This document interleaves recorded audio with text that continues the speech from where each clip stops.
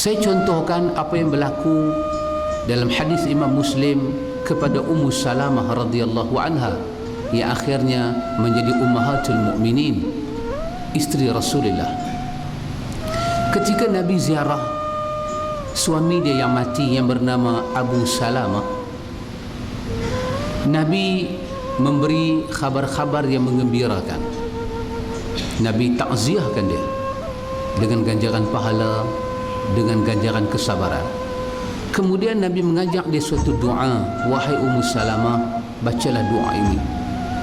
Di antara mafhum doa itu, ya Allah, gantikanlah aku dengan musibah ini dengan yang lebih baik daripada apa yang kau ambil. Musibah yang Ummu Salamah tanggung ialah musibah kematian suami. Seolah-olah, ya Allah, gantikanlah musibah ini dengan apa yang jauh lebih baik yang telah kau ambil. Allah ambil suami dia, maka seolah-olah diminta ganti yang lebih baik. Apakah lebih baik dari suami dia? Kalau dikatakan suami dia dengan kuda-kudanya hebat, adakah kuda itu lebih baik dari suami dia? Tentu tidak. Diambil suami dia, diberi harta kekayaan, adakah kekayaan itu lebih baik daripada suami dia? Tidak. Tetapi kerana Allah, kerana Rasulullah yang suruh membaca doa ini, maka Ummu Salamah pun membaca. Allahumma ajurni fi musibati wa akhlif li khairan minha. Ya Allah, apa yang tertimpa musibah pada aku ini kau ganti, ya Allah, kau bayar dengan pahala dan kau ganti dengan lebih baik, ya Allah. Tetapi Ummu Salamah menanam satu dalam kepala dia, tidak ada yang lebih baik daripada suami dia. Tetapi dia baca juga doa itu kerana Allah dan utusannya. Apabila Ummu Salamah habis iddah, dia mendapat rombongan meminang dia. Yang meminang itu adalah Rasulullah. Kata Ummu Salamah, hari ini aku benar-benar mendapat apa yang lebih baik daripada suami aku. Ikhwatul iman, sesuatu yang kita buat dalam hidup ini kerana Allah, pasti Allah balas dunia sampai akhirat. Pasti Allah balas. Hatta saya contohkan seorang sahabat yang bercerai kerana Allah. Subhanallah. Wallahu alam, banyak perceraian berlaku. Adakah semua itu kerana Allah? Wallahu alam. Tetapi saya ada beberapa contoh yang nyata, yang hakiki, yang waqi, yang hakikat, sahabat-sahabat kita bercerai kerana Allah. Tapi saya contohkan apa yang berlaku kepada seorang yang bernama, seorang sahabat Nabi Thabit bin Qais. Dalam hadis Imam Bukhari, kes khulu', tebus talak yang pertama ialah kes Thabit bin Qais. Dia ini seorang yang tak berapa elok. Tak berapa elok bukan makna gelap, tidak. Itu perlu diberi penjelasan dan pemutihan. Bukan makna dia gelap, dia tak berapa elok.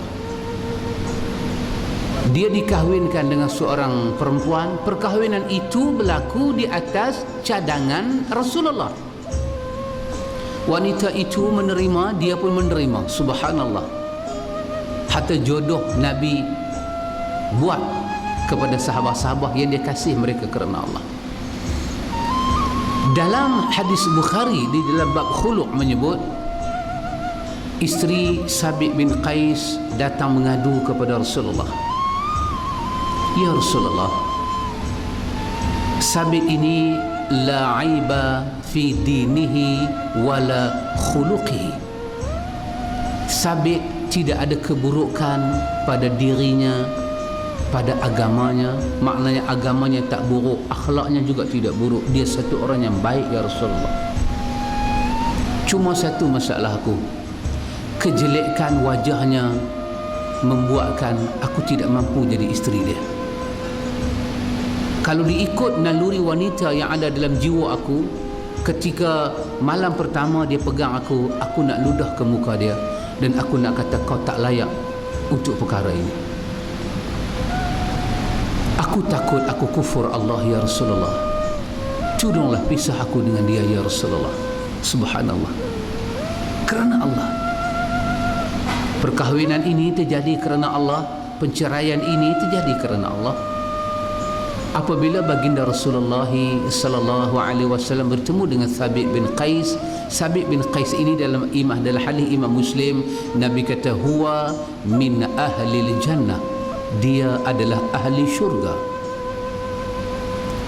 Dia ini seorang suara agak sautul a'la, suara yang tinggi, suara besar. Nabi melantik ketika Nabi hijrah ke Madinah, Nabi tinggalkan Mekah, Nabi lantik dia menjadi khatib Nabi di Mekah. Nabi kata dia ahli syurga. Ketika turun ayat ya ayyuhalladzina amanu la tarfa'u aswatakum fawqa sautin nabi, wahai orang beriman, janganlah angkat suara kamu melebihi suara Nabi. Bila Sabit dengar ayat ini turun daripada surah Al-Hujurat, dia keluar daripada masjid. Daripada tarikh itu dia sudah tidak datang ke masjid. Nabi bertanya, aina Sabit? Mana Sabit? Sahabat kata dia ada di rumah. Nabi kata pasal apa? Ihtabasa nafsahu, dia memenjarakan diri dia, dia kurung diri dia, dia tak mau keluar. Kenapa? Dia kata telah turunlah ayat yang jelas menyatakan aku ini penghuni neraka. Di kalangan kita siapakah suara paling derah? Aku. Dan ayat itu kata jangan angkat suara. Bila hal itu diabang oleh Sa'ad kepada Nabi, Nabi menyatakan tidak Sa'ad, tidak. Sabit menyatakan ya Rasulullah, Sabit menyatakan innahu min ahli nar, dia ahli neraka kerana turun ayat ini. Nabi kata la bal huwa min ahli jannah, dia ahli syurga. Ayat ini berkenaan dengan munafiqin, orang-orang yang ada nifak dalam hatinya. Tapi Allah menguji ahli syurga ini dengan rumah tangga. Allah menguji. Maka Nabi datang kepada Sabit, isteri kamu datang kepada aku meminta cerai. Apa Sabit jawab? Ya Rasulullah, apa yang Rasulullah kata baik aku lakukan. Nabi kata Nabi tanya kepada isteri Sabit, masih adakah mas kahwin yang Sabit bagi? Dia kata ada, hadiqah, satu kebun, macam satu taman, hadiqah. Nabi kata kepada isteri dia, pulang balik mas kahwin itu. Nabi kata Sabit, talaklah dia dengan talak satu. Tetapi sebagai manusia, air mata ini tetap turun kerana berpisah dengan orang yang kita kasih.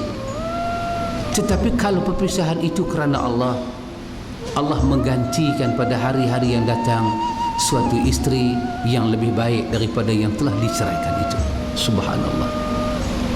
Ingatlah ikhwatul iman, yang kita buat kerana Allah ini pasti akan kita tengok dengan mata hati yang sangat terang. Pasti akan kita rasai dengan perasaan, pasti kita rasa. Kerana itu berusahalah kita hari-hari yang datang ini untuk kita buat sesuatu kerana Allah. Kalau perlu antum benci orang dalam hidup ini, bencilah dia kerana Allah, bukan kerana kulitnya, rupa parasnya, bangsanya, bukan kerana yang lain, tetapi kerana Allah. Nanti sesuatu yang kita buat kerana Allah, Allah akan temukan kita. Quran menyatakan ka'annahu waliyun hamim. Kita benci satu orang kerana Allah, satu hari hilanglah kebencian itu pada dirinya, dia dengan kita akan jadi saudara yang seerat-eratnya. Tapi kalau kita benci dia kerana sesuatu, walaupun dia jadi baik, kita tak akan dapat terima dia. Kenapa? Kebencian itu bukan kerana Allah.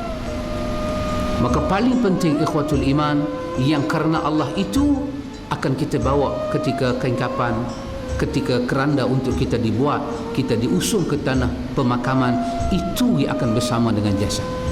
Yang bukan kerana Allah, semuanya seperti hadis Imam Muslim, mengikut mayat itu 3 perkara. Bila sampai di tanah pusara, 2 akan balik, 1 akan tinggal. Fayarji' ithnan wa yabqa wahid. 2 akan balik, 1 akan tinggal. Lagi-lagi yang akan tinggal itu amaluhu, yang dia buat kerana Allah.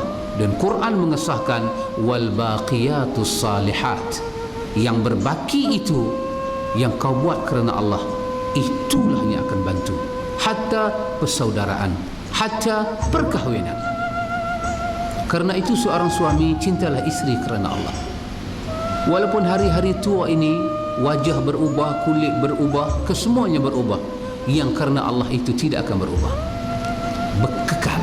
Wal baqiyatus salihat wa yabqa wajhu rabbika dzul jalali wal ikram. Insyaallah pupuklah diri antum buat sesuatu kerana Allah, dan kasihlah sesama kita juga kerana Allah Jalla wa Ala.